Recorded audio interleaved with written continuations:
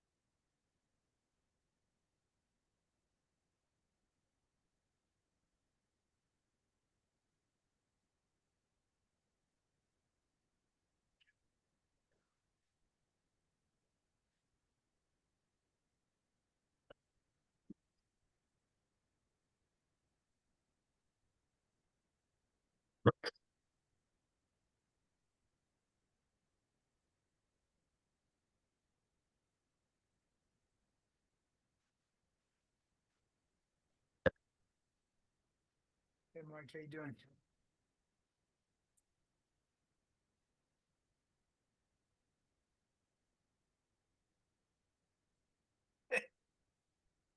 All right. Can you hear me? Taxi with the Princess Leia earmuffs. I know.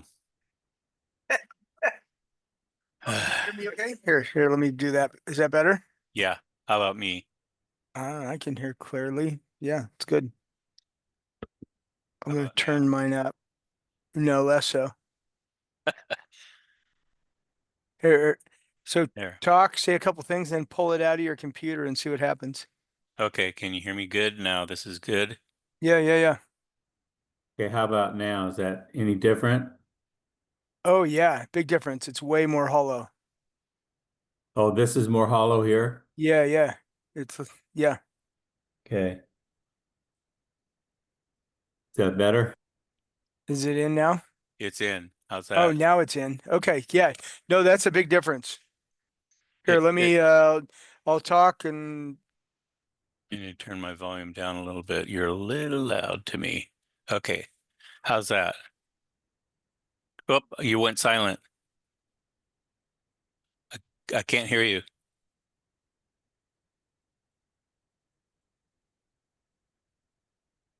Nope. can you hear me now? Now I got you. Okay. I'm not going to mess with it anymore. It's probably not a good thing for me to do. All right, let me practice sharing this. And okay, this is on. And let's try and get it onto here. Okay, marker selection. Ah.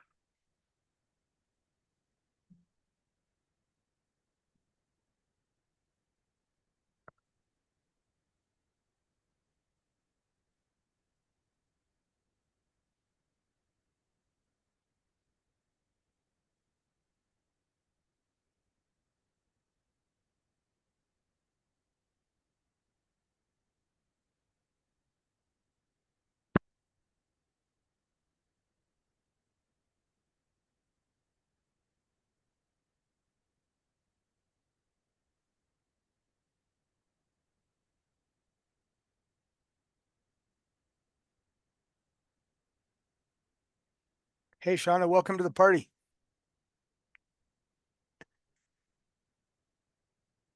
Ugh.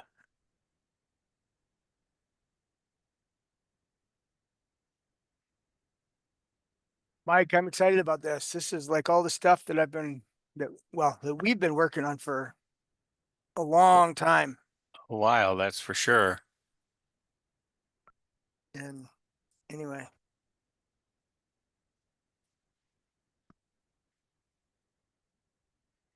and it's the best information I'm aware of.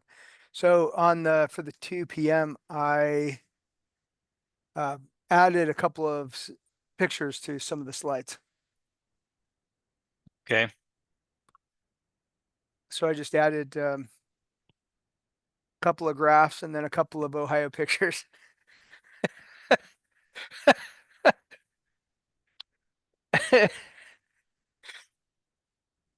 Okay.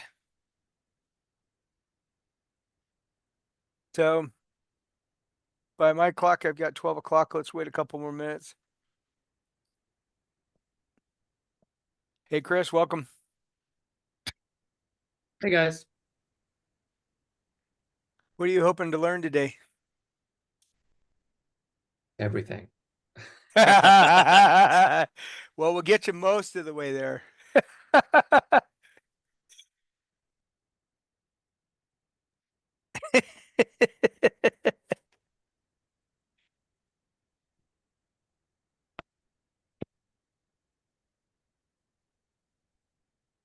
Well, hopefully there'll be at least one aha or takeaway. Oh, guaranteed. Guaranteed. Hey, when I touch my mic, when I do this, can you hear it? Yep. Is it really annoying? No, not too bad, but just keep your hands off of it. Don't touch your mic. Well, there's two mics over here. I Me know. and I know. Hey, it says you've got a Zoom user. What does that mean? Never seen a Zoom user before. They just named themselves Zoom user. could be. Eh. Hmm. I'm a Zoom user too. We can all be Zoom users.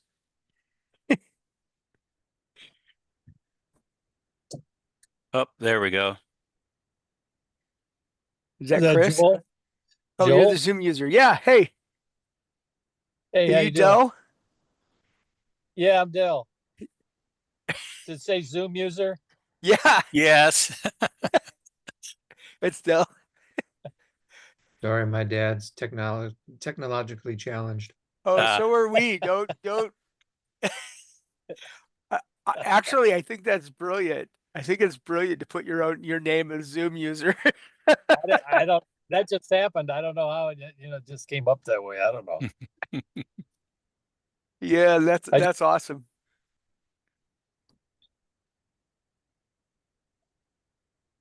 Well, let's take about 2 more minutes and we're going to start. Yep. Anyway, guys, I am really excited for what we're sharing today. Like Mike and I are sharing stuff in the next hour that we've never shared with anyone ever. Like, so anyway, it's cool. It's like this is some of the best stuff we've been working on.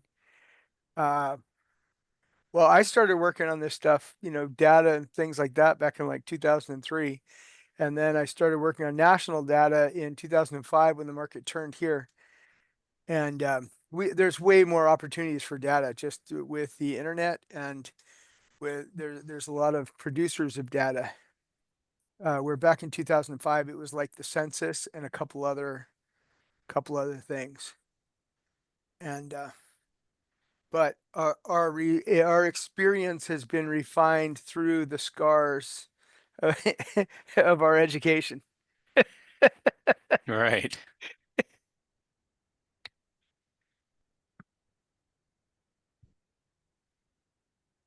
Ah. Hey, Darren, welcome to the party.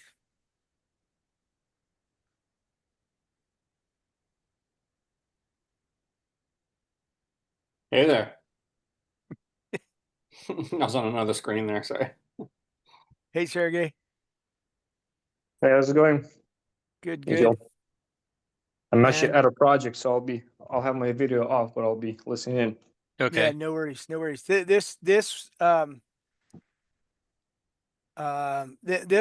guys, this is really content heavy. So um we're going to give everyone the slides afterwards so that because then and I recommend you read over it. Like this is stuff that's taken us 2 decades to put together, and there's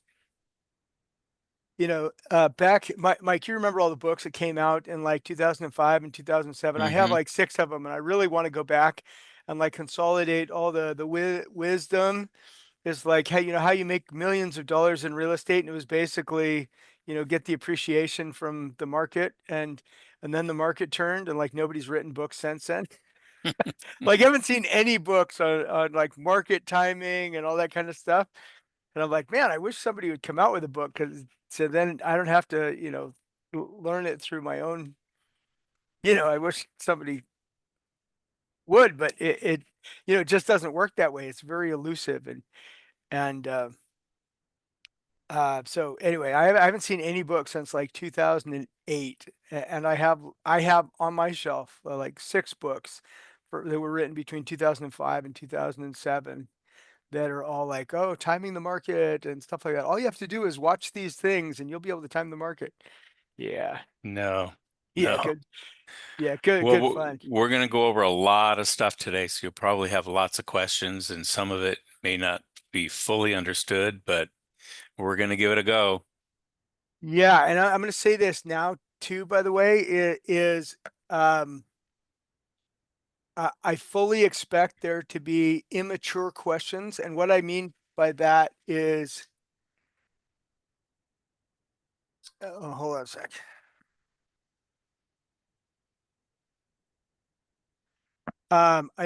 Immature questions, not like you're young and you don't know what to ask, but like you have a question that is in an unfinished form and you're not quite sure how to finish it. So we're totally open for you guys giving us a call or sending us an email afterwards and saying, hey, I have this question about this, but I'm not sure how it relates to other things.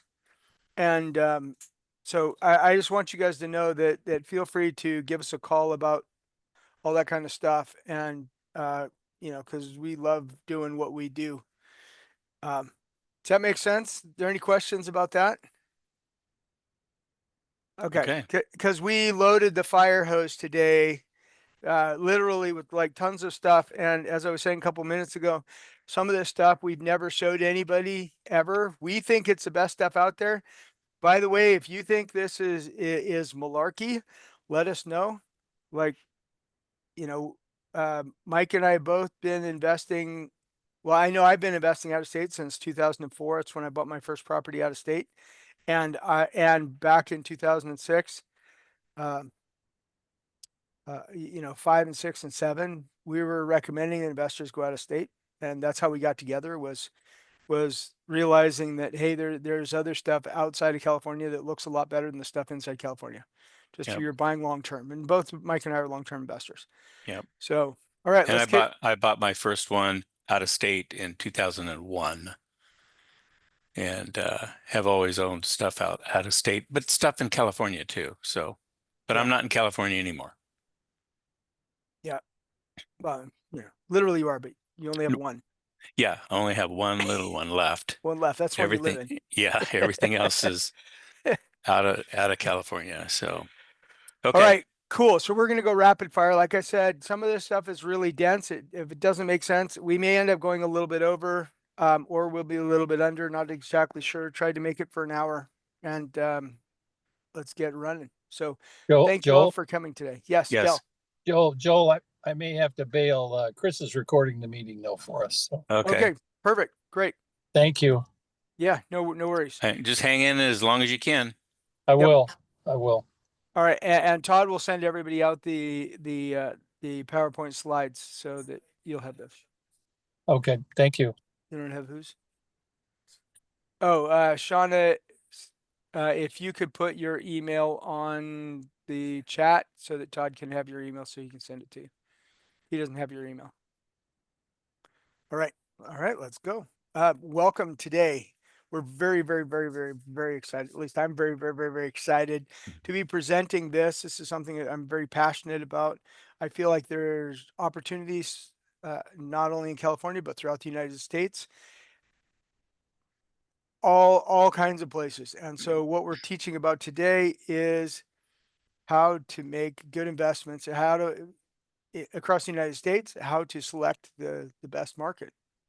And so anyway, that's what we're doing right now.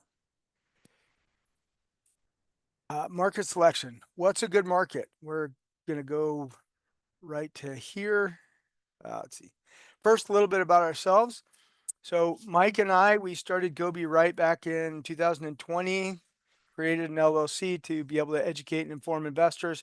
And the primary reason was that we saw a lot of opportunities outside of California, which this specifically targets. And our goal is to help investors build and restructure portfolios to buy several properties that work well for them long term. We're both long term investors, and our clients are small investors, not hedge funds and not people with multiple millions of dollars.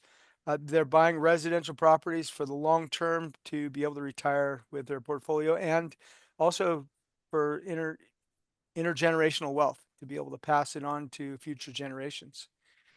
So the golden question that we've been asked over the years is, where is the best place to invest? Now, Mike and I track 800 different cities across the nation. That's 268 different markets. And those are separate markets. Those are different markets. So Sacramento Metro would be one market. But where is the best place to invest across the nation? If in those 260, which ones are going to provide the best place for you? Now, the answer to that question is it totally depends. I know a lot of people want to say, hey, where's the best place to invest? And it totally depends, because what is important to one person may not be important to another. Somebody who's investing in land is going to be looking for a different market than someone who is investing in condos for cash flow, or that's going to be completely different from someone who is investing in condos for appreciation.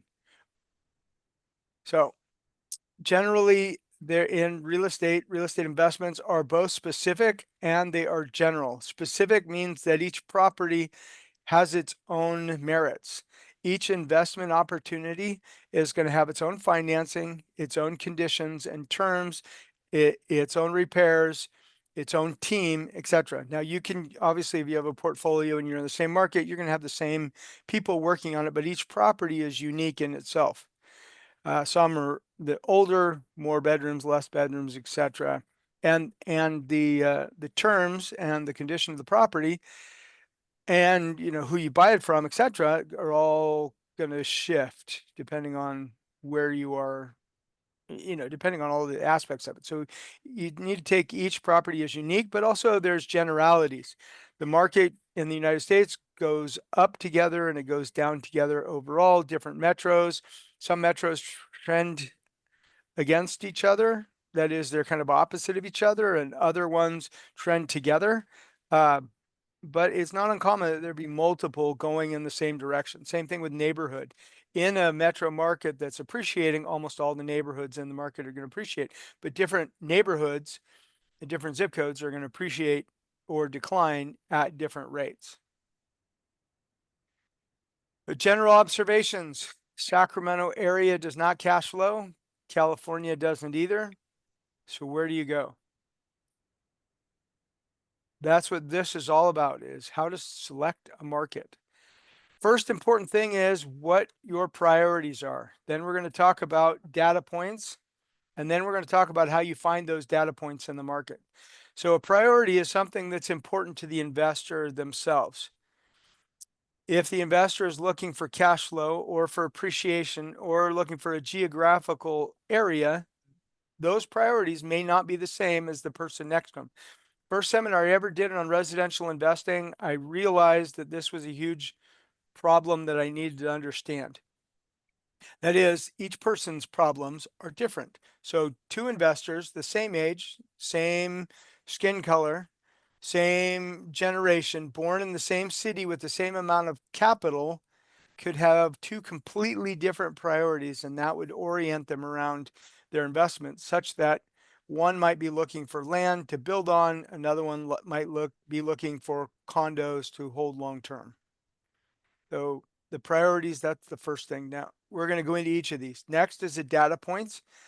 The rest of this presentation is going to be about priorities. The data points: how do you identify which data points point to which priorities? And we'll go through that and show how different priorities, different data points, point to different priorities.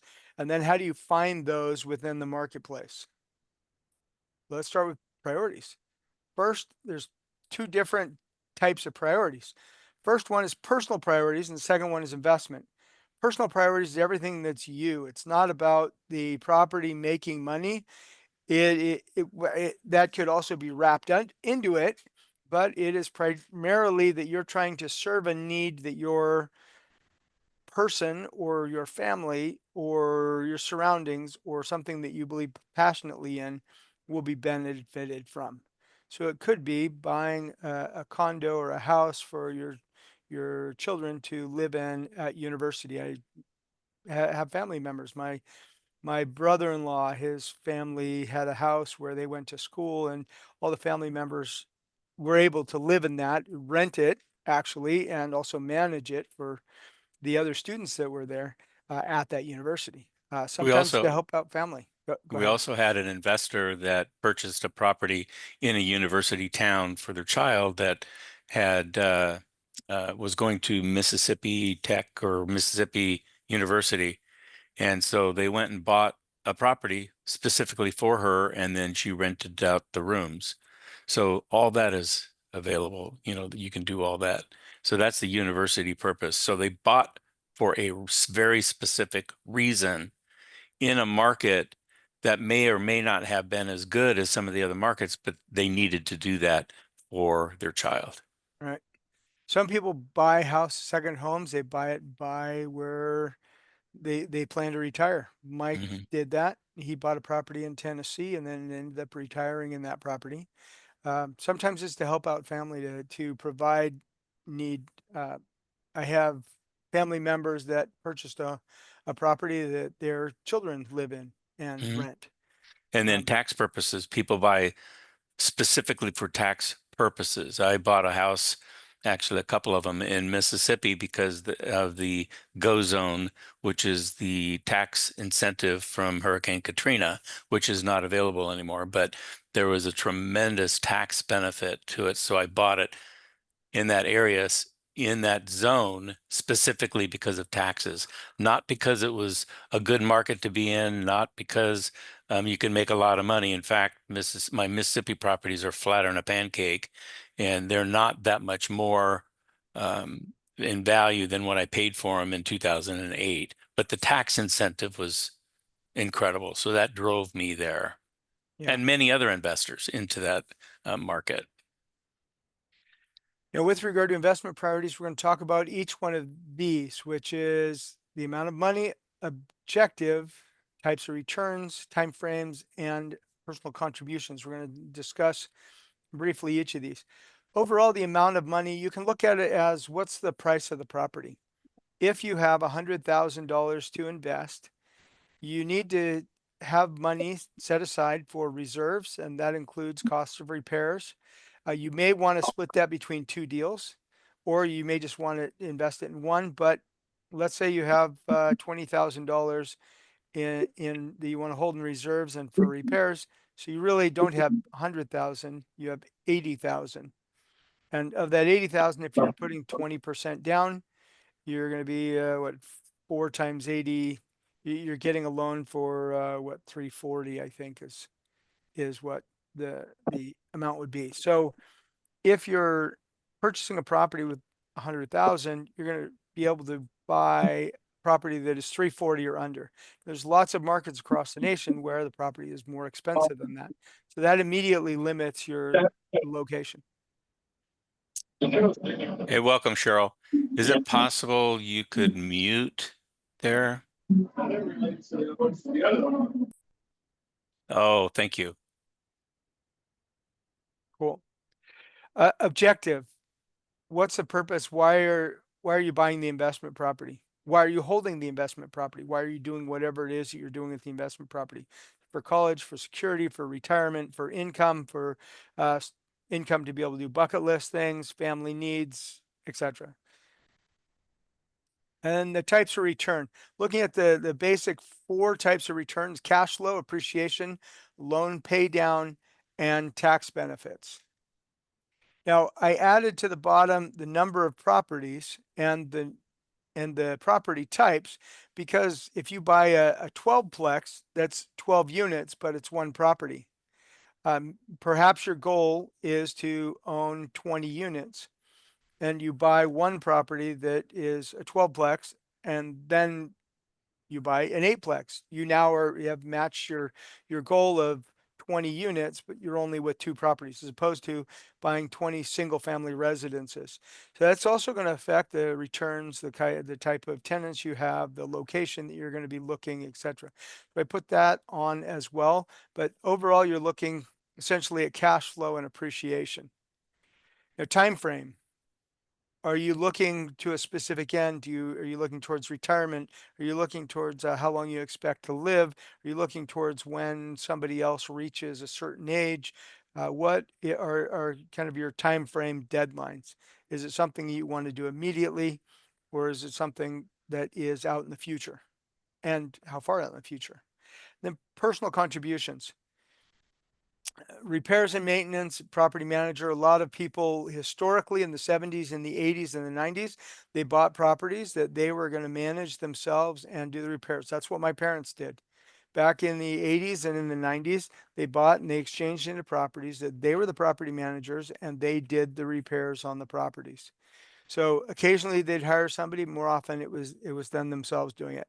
And then in the 2000s, they shifted as they got older, they shifted and sold their property where they were the property manager and doing the repairs and got into properties where they were not. They're actually out of state in Idaho, Utah, and Wyoming. That's where those holdings went from their exchanges here in California. Next, identifying data points. So based on those criteria, it's choosing data points that fit that. Now, one thing I found, this was years ago when I started looking, and I put this together, this is 4 or 5 years ago. I looked at all the different magazine articles and different companies that were saying, oh, here's a place to invest, 2021, here's the best places to invest throughout the United States. And these are some of the ones, some of the reasons that they put that you should invest in the particular cities that they had said. So catastrophic storm areas, that is, it's away from that, or it's a proximity to jobs. There's lots of new jobs coming in, or there's jobs are stable here, or it's environmentally friendly, it's socially conscious, there's household growth, retirement destination, population change. Now, the question really is, what moves the needle? If you're looking at cash flow and increased cash flow in the future, and you're looking for appreciation, that is the value of the property to move forward, what of these makes that change? It's not very self-evident. I did choose one example, which is roof stock. Theirs was made a little more sense, and it wasn't so scattered. Ultimately, and this was 3 or 4 years ago when I pulled this out, their article had 5 different reasons of why you should be buying the cities on their top list. It was population growth, rent increases, job growth, appreciation, and economic growth. I go, okay, that makes quite a bit of sense. Now, here's what they supported it with. There's household growth, therefore, there's going to be rent increases and there's population growth. So these were the reasons behind the reasons there. International trade, infrastructure, retirees, people moving from higher priced markets, business friendly environment, etc. Now, the problem is all that I saw, my conclusions from this is it's hindsight bias. They found their areas and then they looked at them and go, well, like what are the reasons that these are going to be good? Well, they're going to be good because of population growth. And well, in these marketplaces, what are the things that are causing this population growth? And so then they came up with, well, it's got a strong economy. It's got retirees. So ultimately I didn't see anywhere in the marketplace, and I was expecting that these multi-million-dollar companies, that were dealing in real estate and advising on real estate and making recommendations, that they would have some sort of consistent methodology, and I found nothing anywhere. It was all over everywhere. There wasn't anything that made any sense. So how do you choose data points? I went back into it and I went, okay, well, if you have priorities, what are the data points that lead from those priorities? If you're looking at the amount of money, you look basically at the price of homes. So you check different markets and say, okay, what's the median sales price? Now you can do that on Google. You can search for what's the median sales price on google.com. Now, National Association of Realtors, they have a great thing. If you go into their I think it's research and statistics, I forget what tab it is. You can go in there and it gives you about 200 and something different metro areas. You can just click on the button. It'll tell you what that market is priced at. Now remember, that's the median. If the median, it means half of them are above that, half of them are below that. But if the median is 200,000, that means half of them are below that. And if the median is 800,000, that means half of them are above that. What I mean by that is if the median is 200 versus 800, you have a big shift in what your price range is going to be between those two markets. So you could actually have an identical home that is somebody built by the same builder that has exact same model match, bedrooms, bathrooms, square footage, etc. And in two markets, and one's priced at 200,000, one's priced at 800,000, and it's all the other things that make the difference. But the amount of money in this goes into your priorities. You got to find an area that has properties that are affordable that you can actually purchase. So with regard to objective, that really goes to the type of returns. Depending on what your objective is, will depend on whether you need cash flow or whether you need equity position or equity growth, or you need tax returns, tax benefits, or loan pay down. So the two types of returns, cash flow and appreciation, those are the ones that fluctuate through different markets. Pretty much anywhere you get a loan in the United States, the tax benefits and the loan pay down are going to be more or less the same. If you get a 15-year loan, it's going to be different from a 30-year, but you can get a 15-year loan in any city and state in the nation, and you can get a 30-year loan in any state in the nation. And it's going to perform for you as an investment more or less the same. Are there any questions? Okay. So cash flow, it's the amount of money made from rents on the property. Essentially what makes up cash flow is the price, the rents, the property taxes, the insurance, and then any other miscellaneous expenses. You can find rents on, I most frequently use rentometer.com. I signed up for the subscription. I think it's over $100 a year, and I can check rents on however many properties that I want throughout the year. And I use it because I think it's fairly accurate. It's not completely accurate. It's not accurate in all places, but generally I've found it in the areas that I was aware of to be pretty accurate. And so I keep using it.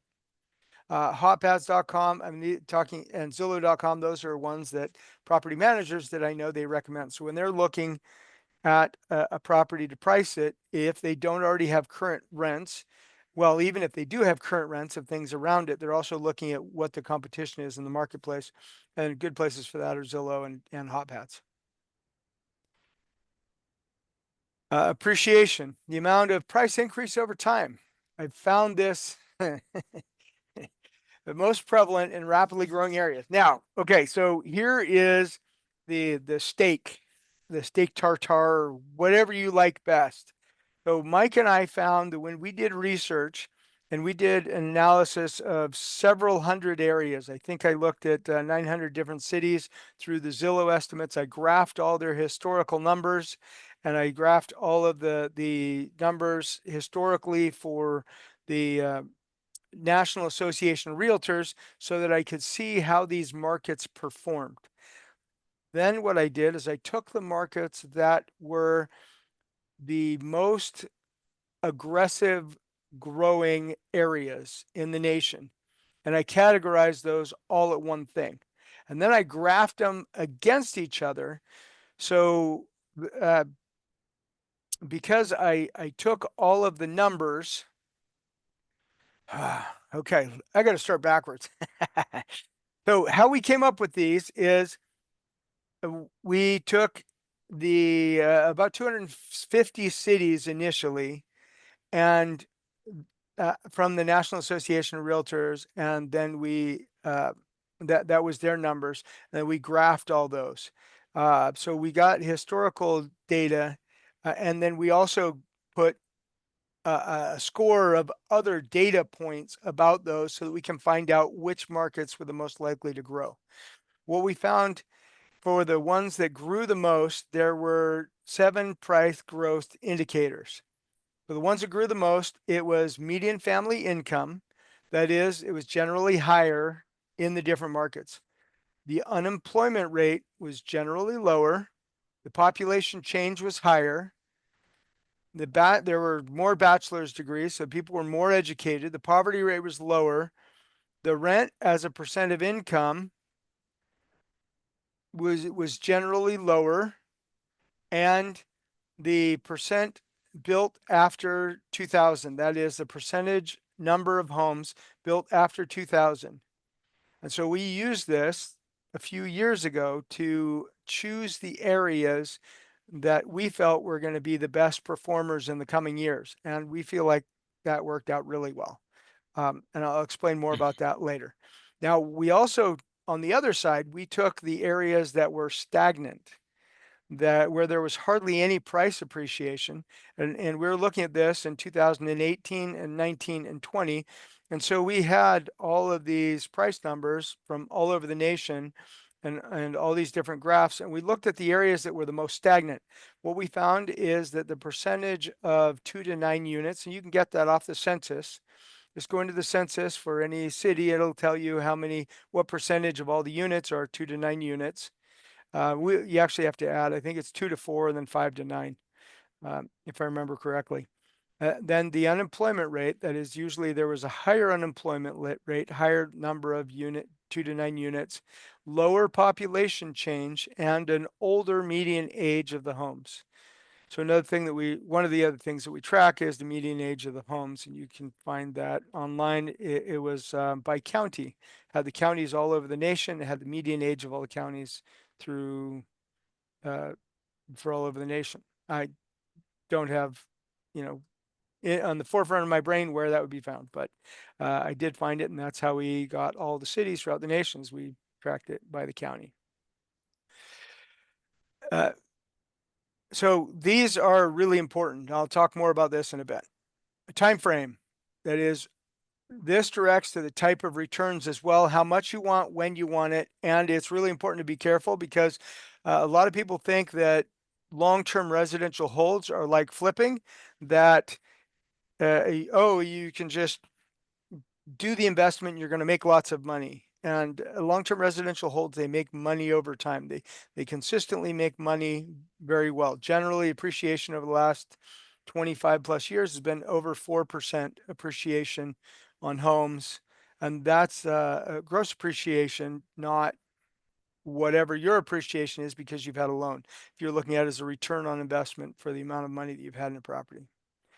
Contributions, generally speaking, if you're going to be contributing more time, more energy, if you're going to be the property manager, if you're going to be the guy that does all the repairs, you need the property to be close to where you are so that you can go fix the toilets, replace the windows, collect rent from the tenants, etc. However, if you're not acting as the property manager or the repairman, you can literally have the property anywhere throughout the United States or even the world if somebody else is acting as those. So some people find it very important that they're the ones contributing and doing the work on the property while many other people don't. So choosing the data points. Our strategy has shifted over time. What I was talking about was the 7 price growth indicators. So in about 2019, we identified these. And so we identified the different markets throughout the United States that had lagging prices and a greater number of the 7 indicators indicating growth. So because we looked at all the markets that were growing the fastest, and then we graphed them over everything else, and that's how we came up with the 7 indicators. Now, any particular market may not have the 7. In fact, most of them don't have the 7, but almost all of them have 4 to 6 of those 7 growth indicators.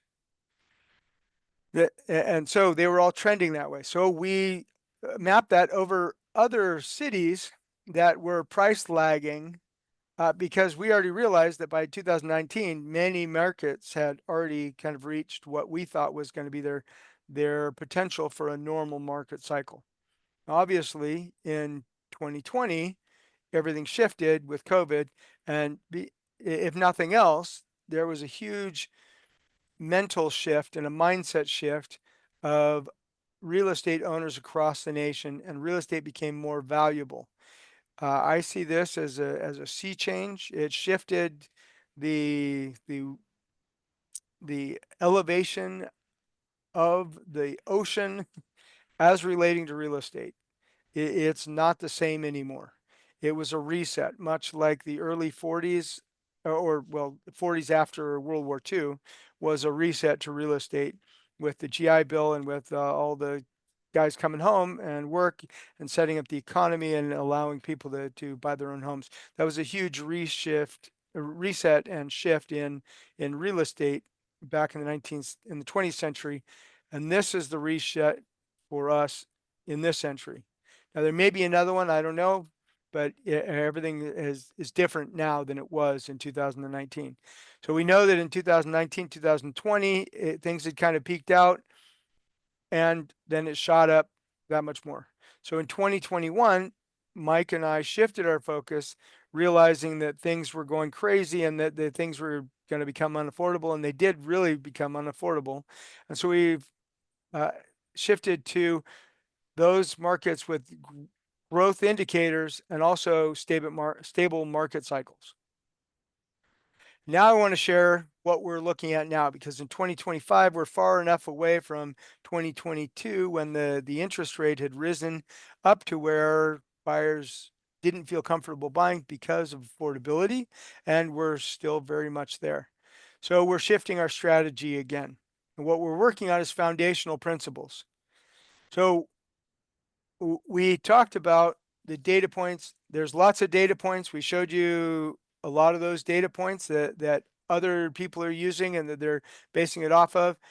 There's literally hundreds of different data points that you can look for throughout the United States, and it depends what's a priority for you. We already showed you many of the ones that are the highest priority for us. Now we're going to show you how we're working with them now, because we're in the next generation of it. So we're going to talk a little bit about how you make money, how you lose money. We talked about how you make money, cash flow, appreciation, loan pay down, tax benefits. We really kind of covered that already. So now what we're going to talk about is how you lose money. You have a declining market, or tenants, or repairs, or owner oversight. Let me explain those briefly. When a market declines, when it hits its peak, Mike and I were talking about this yesterday. You never quite know when it hits its peak until you're over the top and at the other end. We didn't know where the bottom was for last market cycle until it hit it and started coming up again and then didn't go down. And sometimes the markets will waffle and then waffle up, go down a little bit, go up. And sometimes it very much is a part of the annual market cycle. It is that it goes up in the spring, levels off during the summer, in the winter, in November, December, it kind of goes down again. Usually January is the lowest because the buyers from November, December are closing in January, and then it takes off again. Now that's a traditional peak trough even within the year, but then the market cycles, historically, they've been very long. Last market cycle, not this one, last market cycle, well, the one before last was we're talking specifically about Sacramento, was 1990 to 1997. Then it kind of laid there at the bottom until 2000 and took off until 2005 when it hit the peak of August of 2005. And then it declined until January 2012. So you had 6.5 years of market decline, where it was declining more or less, but every year until it bottomed in January 2012. Then we had a rise up until May of 2022, and then we saw a market decline from May to December. So the last one was 6.5 years. This one from May 2022 to December 22 was 6 months. Now, we don't know when the next one's gonna hit, and it may not, it may be this year, it may be next year. I don't expect it this year. We're almost done with the year, and I think we're even or a little bit above where we were last year. So, but each market also throughout the nation is gonna have a little bit different cycle. Needless to say, we haven't so far since December 2022 seen a precipitous drop in anything, almost anywhere. And but what Mike and I were saying is you don't know when you've hit the bottom until you're already past the bottom. You're going up the other side. Likewise, you don't know when the top is until you've hit the top and you're down the other side. So it's hard to predict, and you don't know how long it's going to be. So we try not to. What we try and do is find stable areas that haven't reached what we think is their price peak. That is, they're not really, really unaffordable. Now, just because it's unaffordable doesn't mean that it's not going to keep going up. San Francisco and New York are great examples of that. Miami also is quite expensive, and it keeps going up. Next is a tenant. Tenant not paying rent, not caring for the property are the two major things there. The ways to sort this out are strong labor market. That is, you don't want the tenant to lose their income, which I've had in the past. When they lose their income, they can't pay rent. For most tenants, that is an issue. What about a quality of a neighborhood? If you have a good quality neighborhood, you're more likely to attract a good tenant. You're more likely to attract a tenant who has capital. So even if they lose their job, they can still make 2 or 3 months of rent payments. Good location. You want to be a place where people want to be. And tenant mindset. You want one where the tenant is not expecting you to take care of their lives as the landlord. Repairs. Some of the things that look at this as well, and once again, these go specifically into the property. They're not necessarily demographic things that you can look at across multiple places, across multiple markets. But what's the age of the property? What's the condition of the property? What's the quality of the property? And what's the cost of labor and materials? Now, Mike had a great example talking about septic systems. I want him to share it because I looked at septic systems for a client. This was about 3 months ago. And here outside, well, in El Dorado County, it was about $60,000 to put in a septic system. So, Yeah, I have a house that I own. It's actually in Mississippi, and my landlord, the management company, called me and said, "Well, Mike, we got a little bit of an issue." And I go, "Oh, shoot." Whenever you get those phone calls, you just think dollars and dollars. They said, "Well, we have a septic issue. Your leach lines are all overgrown with roots and stuff, and there's these 3 trees here that are encroaching and messing up the system, and it's all backed up. And we also need to put extensions on the tank and do an inspection." I go, "Oh, geez," dollar signs were just ringing through my head. So make a long story short, what had happened was, and she goes, "By the way, it's going to be $3,000. I about fell out of my chair because 3,000 opposed to 60. Now that was cleaning out the system, putting the risers on, cutting down 4 big trees, and completely redoing the leach lines. And then they couldn't do it right away because the weather and it was wet, and if they put a tractor up there, it would sink. So it took 2 months to get it done, but the system was working sufficiently for the tenants, so we didn't have to displace them. So my whole total cost was $3,000. And then the kicker was the management company, and this is the key to having a good management. They said, "Hey, I'll tell you what, we've already talked to the vendor. He'll get it done, and we will take that bill and we'll spread it out over 3 months. So you don't need to send us a check. We'll just take it out of the rent." And so that was extremely accommodating for this particular property. So basically the bottom line is there are things that cost different in one area opposed to another. Now the things that cost the same is like a hot water heater. So you go to Home Depot, I don't care where you are. You go to Florida, you can go to Texas, you can go to Mississippi, you can go to Illinois, wherever. Home Depot's hot water heaters, brand new, are running around $800, $900 plus installation. You're going to be $1,400 to $1,600 installed, no matter where you go.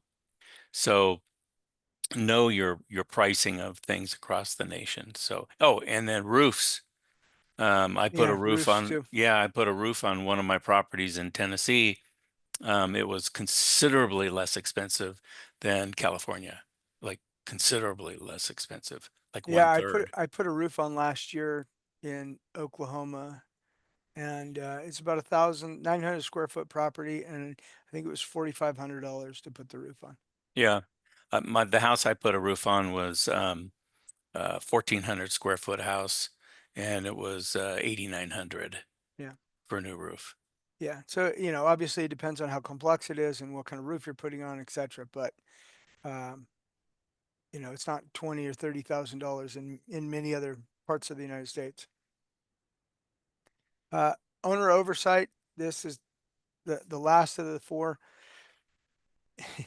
Making good decisions. The first part of that is understanding what it is that you're doing, like understanding real estate, understanding how it works, understanding everyone's responsibilities. Like, what does a property manager do and how do they do it well? And so, if your property manager is doing the right things, if they're making the right decisions, if they're getting the right tenants in, and if they're not.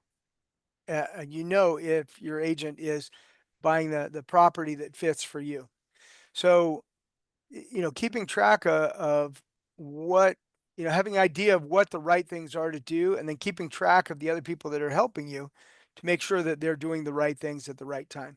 And it's not about being a megalomaniac and saying, oh, you'll have to do it all my way. It's also learning from them. Because Mike and I have learned lots and lots of stuff from other folks who are in their marketplace, because their marketplace is frequently very different from ours in the way that they do things. Now, another thing is tracking the numbers, making sure that you're managing service providers and tracking the numbers so that you know what's going on. Foundational areas we choose to qualify with. We choose cash flow, livability, and friction. So let's go into cash flow really quickly. The cash flow, everyone has an idea of what cash flow is. It's basically, the income. We talked about these things in the previous slides. It's the income and the rents and the expenses, property taxes and the insurance. But other things that are important are, ones of cost of repairs. What about catastrophic insurance? In Florida, catastrophic insurance. If you in a town that has had a fire recently, or, a big fire or a flood or some other catastrophe, your insurance rates are probably going to be pretty high. So to determine, the market determines cash flow. So different markets vary differently. We use gross rent multiplier, which is the price divided by the gross annual rents. And so if the rents are $1,000 and you multiply that by 12, it's 12,000, and then you divide the price by the rent. So if it's $120,000 price and 12,000 in annual rents, it gives you a number of 10. Etc. You understand, if it's 240,000 or I'm sorry, 240,000, your gross annual rents are 12,000, then it's 20, basically 20 times, that's gross rent multipliers. The number of times the price is of the gross rents. So what we did is we graphed for you here. You can see the 800 different cities that we track and what their gross rent multipliers are. Now it goes higher because there are other markets that are more than 1.4 million, but so that everyone can see more, you can see that most they're down at that bottom range. Now I ran some numbers recently. I think at a 7% interest rate, pretty sure it was 7%. It might have been 7.5%. If you look at 25% down, you have to have a 12.5 gross rent multiplier. And you can see at the bottom, there are some, the numbers there are 8, 13, 18, 23, etc. And the lower the gross rent multiplier, that's the lower the number of times the price is of the rents. Therefore, it's going to perform better. You want to be in that left side of this graph in the market that you're going to be in, or within the property that you're going to be in within the market. So you can see I use the green dotted arrows and the purple dotted arrows. The green dotted arrows is sort of the price range where most of the properties fit in, and that's between about 200,000 and 900,000. Most of them fit in between 2 and 500,000. And the gross rent multipliers. Most gross rent multipliers are between about 9 and 19. So here's just an example. I put in the gross rent multipliers from September. That is the average price. We track, once again, the 800 cities. We track the price every month. We track the rents every 3 months. And so here's some cities. Here's kind of what they're at. Seattle, Boise, San Francisco's at 21, Minneapolis at 11, Detroit's at 5, Kansas City at 9, Houston at 12.8, Miami at 14, etc. Now, these numbers were a lot higher a couple of years ago when the property prices had increased dramatically, except that they've become lower because the rents have gone up substantially over the last 3 or 4 years. But it always takes longer for the rents to go up than the prices to go up. Next is livability. So is it available? It's the ability of people, including renters, to live comfortably in a property and in a city and in a neighborhood. Renters who live comfortably want to stay longer. So here's some of the livability metrics that we track. These are some of our favorites: crime, owner occupancy, average age of homes, school scores, bachelor's degree, percent built after 2000, percent in poverty, percent population change. So these are some of the ones that we like. A lot of these you can get from the census. Some of them you have to look around and find out where you can get. I got school scores from Great Schools, so went Great Schools, all the different markets. We took the average school score, so we went in and actually calculated all the different schools, the elementary schools, middle schools, and high schools, got their scores, and then averaged their scores for the market as a whole. Cities with better livability numbers are more likely to grow in the future, and those areas that allow them to grow and grow intelligently also grow in price. Now, friction is very important because these are the external factors that limit the income and also create problems for property owners. I set these down as 4 different things: legal, mindset, weather, and other miscellaneous. So legal are things like rent control, housing inspections, eviction time and cost, and yard ordinances. That's one of my favorites. When the city comes by, drives by, and they're driving for dollars, basically, they're checking all the non-owner occupied units for tall grass and garbage. And then they send you a letter that says, if you don't fix it, we're going to come do it for you. And they charge you $100, $200 to come mow your grass.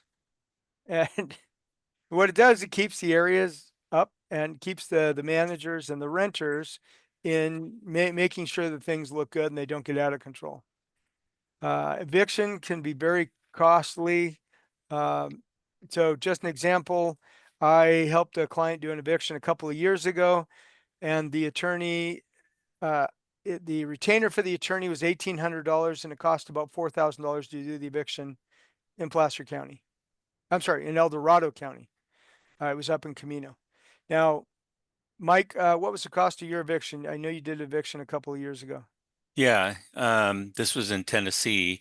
It's quite interesting because I was talking to an attorney out there and trying to figure out what's going on with the evictions. And the attorney told me, he says, well, Mike, he says, I know the judge out here, and our philosophy is if you don't pay, you don't stay. So had to do an eviction. The gal had she lost her job and a few other things. And so we had to do an eviction from start to finish. In other words, from the start of the filing of the eviction to the point where the sheriff locked out, which we didn't have to do, was about 49 days, 50 days, something like that. And there was no retainer. It costs about $900 to do the eviction. So it makes a big difference from market to market. Unfortunately, California is one of the most expensive, and now we have a situation where it's just cause, and you can't just evict somebody in California because they're doing drug deals out of the house. That's not just cause. So those are important things to know. Yeah, my eviction here, I think it took about 6 months from start to Mhm. finish. I think we started in February or March, and September, they were finally out of the property. Yeah. Well, I deal with banks and foreclosures, and we've had evictions that took well over a year to get done. Yeah. Mindset. Now, there's a lot of things that play into it.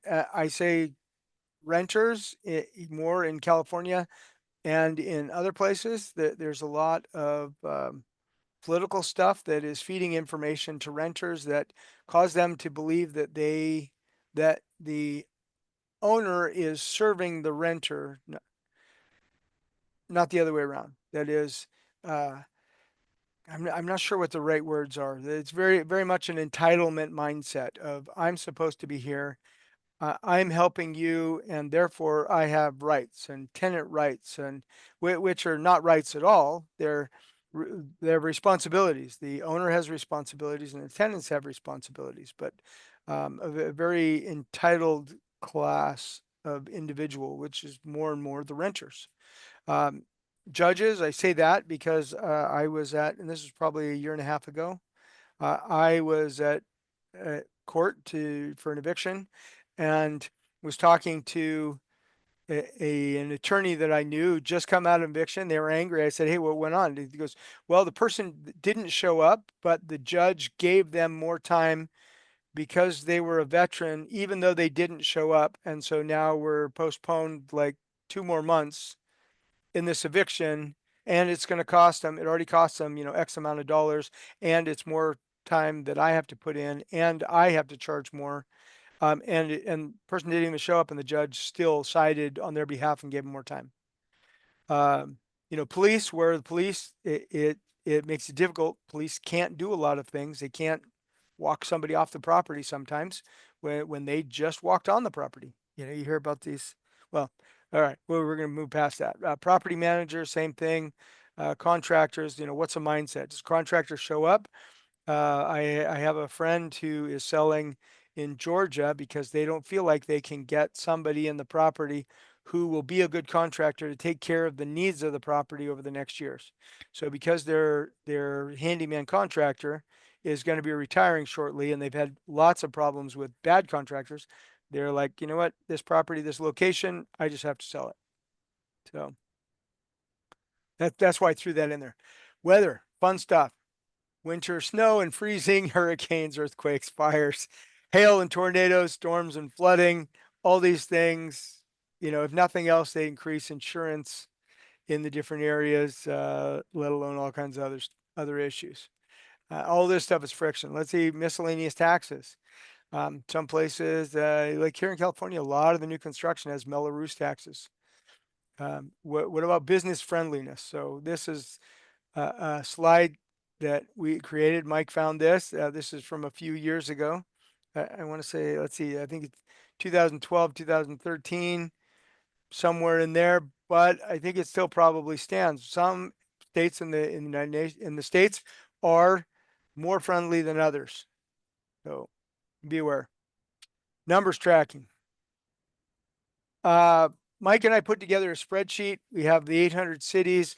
We have all this data for the different 800 cities so that we could compare it together.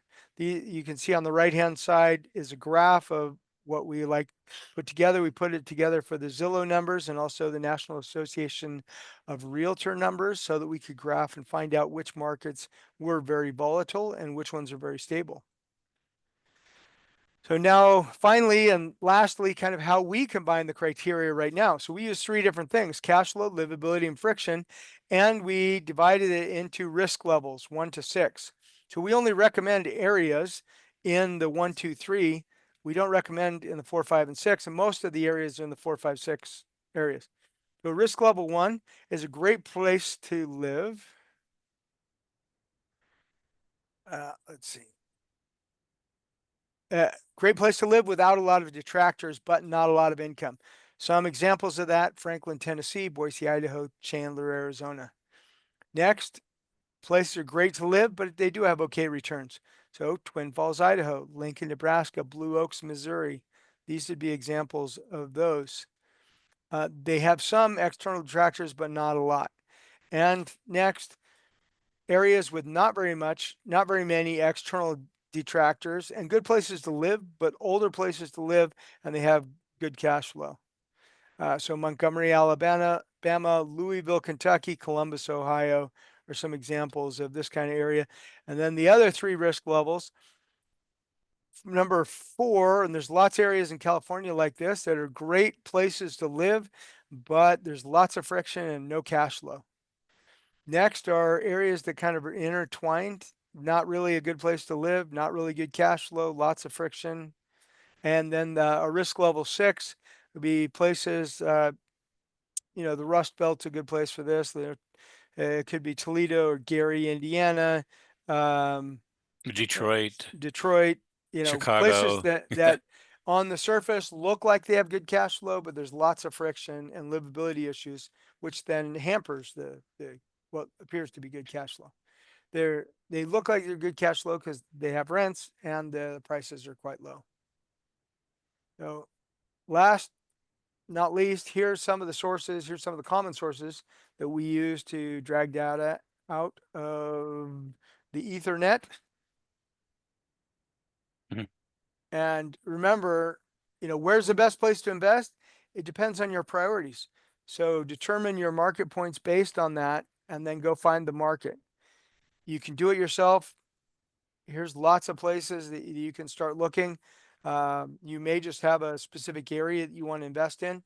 We have a few areas that we have found within from our research, and we're actually doing more research because we're going to be adding more areas in those risk level 1 and 3.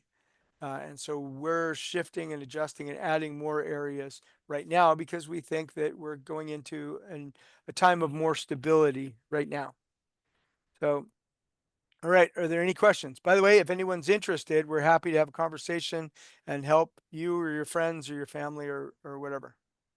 Or if anybody Here's wants to our go do information. their own research, you could spend the hours and days and get confused as can be. That's why I do and- this, so everyone can do the research. Yeah, and or take the easy route. Give us a call. We'll tell you what you need to do and how you do it, and then you choose. It's pretty simple from us. We've been there, done it. We've seen it. We've touched it. We own it, whatever. And you don't need to go out and reinvent the wheel. You don't have to physically go out and see the properties. It's pretty easy to do. It's what we call a no-brainer. Yeah. All right. Any questions? Well, I saw a couple of hand claps and thumbs up. So hopefully you guys understood it and it was pretty clear. Okay, Chris, we'll look forward to hearing from you. You got our numbers. Chris said let's see, the 2 to 9 units are like apartments per structure. Yes. So 2 units is a fourplex, or a duplex, 4 units is a fourplex, 9 unit.